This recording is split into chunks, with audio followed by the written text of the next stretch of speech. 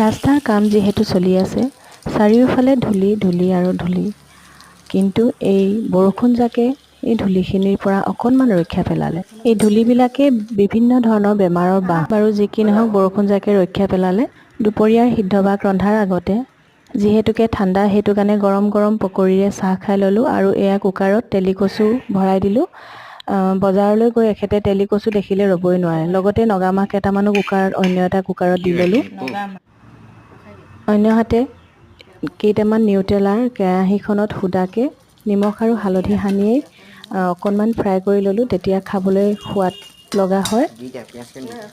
এয়া কেৰাহী অকণমান গৰম কৰাৰ পিছতে কাঢ়ি থৈ অকণমান তেল আকৌ দি তাতে পিঁয়াজ, আদা, নহৰু, জলকীয়া আপুনি যি মনৰ পচন্দত মছলাবিলাক দিব পাৰে। মই বিশেষ নাই দিয়া, অকল পিঁয়াজ, জলকীয়া আৰু জালুক অকণ দিছোঁ, আদা নহৰু অকণমান দিম।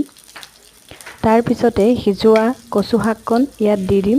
আপোনালোকে চাগে তেলিকচু খাইছে, আমাৰ এইফালে খুব ওলায় তেলিকচু, ভাল লাগে তেলিকচু খাই। আপোনালোকে বিভিন্ন ধৰণৰ পদ্ধতিৰে খাব পাৰিব।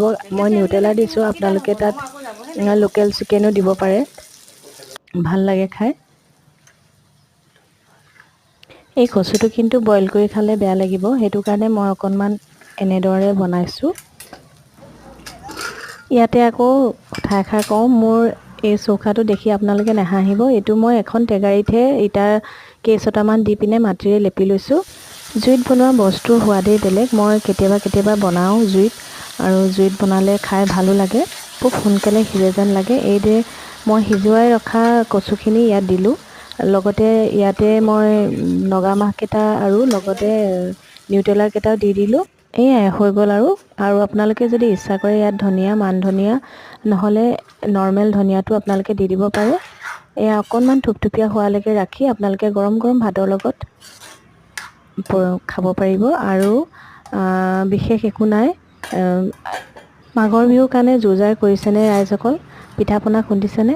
মই অৱশ্যে খুন্দিছোঁ।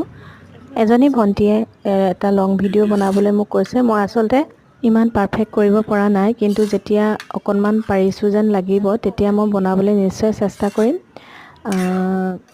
আগন্তুক মাঘৰ বিহু আপোনালোকে খুব উলহ মালহে পালন কৰিব পাৰে।